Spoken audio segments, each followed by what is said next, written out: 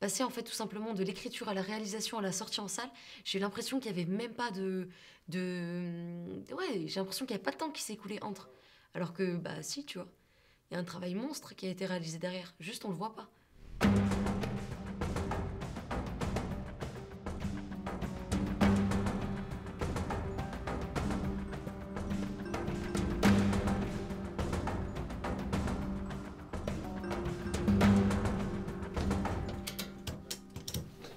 C'est beau, hein.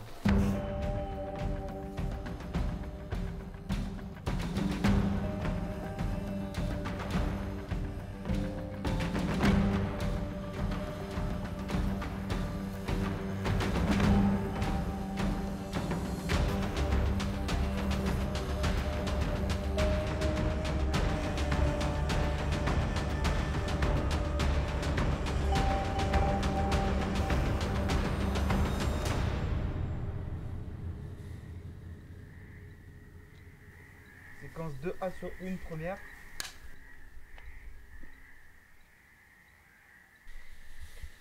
Action! On a commencé à travailler sur cette série en septembre 2020. On a écrit pendant plus d'un mois et demi. On a fait une V1, V2, V27 du projet. Ensuite, on a commencé à lui donner une autre ampleur en créant la cagnotte. On a eu une douzaine d'entreprises qui nous ont aidés à financer ce projet. Ensuite, on a fait tout ce qui était pré-production, donc aller chercher les décors, trouver les lieux de tournage, tout ce qui était relatif à l'organisation du projet. Tout le but de la pré-prod, c'était gagner un maximum de temps. Et le tournage, j'ai l'impression qu'il arrivait très vite. En fait, j'ai l'impression que dès le moment où on a validé la dernière version du scénario, on a tourné. Oui, mais. C'est libéré. Moi, en tant que réalisatrice, j'étais un peu à part. C'est-à-dire que j'étais consciente que j'avais tout le pôle lumière qui s'affairait comme pas possible, le pôle image aussi. J'avais la régie qui était à l'arrière en train de préparer ce qui manquait, ce qu'il fallait et tout ça. Tu vois, en fait, toute cette énergie qui s'affaire pour un même but, je me suis rendu compte de l'évolution. Par exemple, je donnais mes indications et mes directives.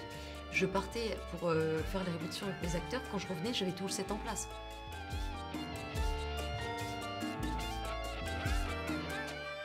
On a loué à droite à gauche plein de gros mobiliers comme un bar de réception par exemple, qui est un élément principal de notre série. C'est là où évolue Ethan, notre personnage principal, durant quasiment toute la série.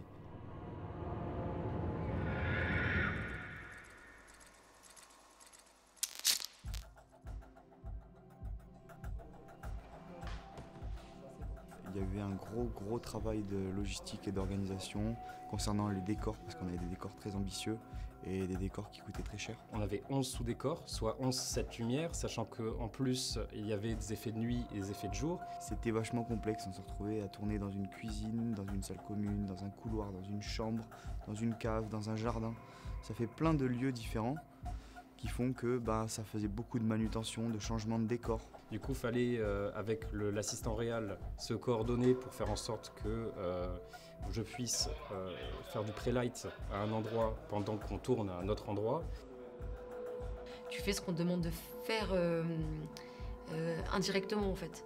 Chacun a son rôle, chacun s'y tient. Toi, tu te tiens à ton propre rôle, en fait, tout simplement. J'ai pas spécialement cherché à me dire « Ah, purée, là, il faut que je fasse mon rôle de réal ». Au tout début, je cherchais, ça marchait pas. Ça marchait pas du tout. Quand j'ai arrêté de réfléchir à cet aspect-là en disant « Vas-y, c'est bon, maintenant on kiffe », c'était autre chose. Le tournage, il a pris une autre dimension, en fait, à ce moment-là. Travelling avant, centré symétrique sur une scène de bar. Ok. La régie, ils ont préparé à manger. Tout est embaumé. J'ai joué au rugby avec son frère.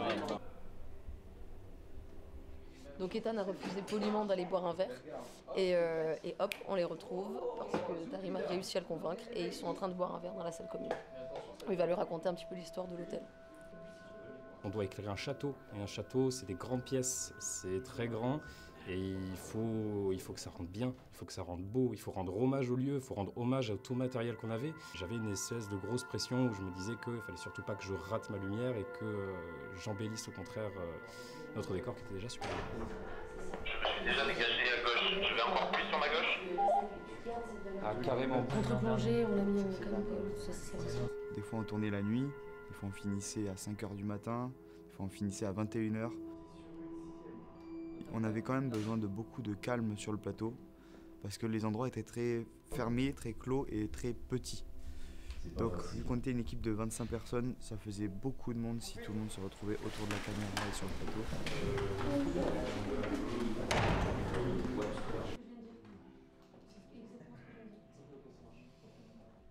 J'avais Thibaut qui m'épaulait et qui restait en dehors du plateau pour gérer les entrées et les sorties.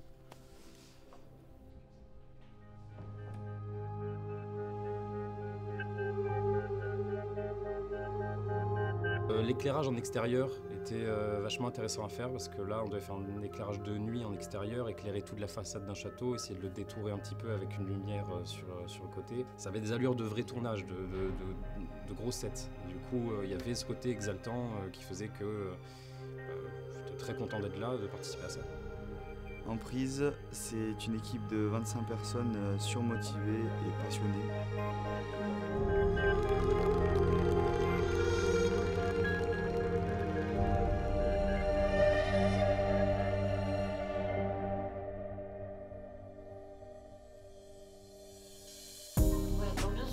On la retrouvera toujours ailleurs, tu vois, un petit peu différemment, mais on la retrouvera. Je t'ai dit, c'est plus les moments que j'ai passés avec chaque personne, c'est un peu individuellement. Ça va me manquer, parce que c'est des trucs que je retrouverai pas. C'est des moments que j'ai passés qui étaient vraiment cool, et c'est un peu hors du temps. Le tournage, c'est une sphère, et t'as des sphères au sein de cette même sphère. Donc ça, je sais qu'il y a des petits trucs que je retrouverai pas. Ça veut pas dire pour autant que ça n'arrivera plus, ce sera juste différent. Donc c'est plus ça qui me manquera sur Emprise.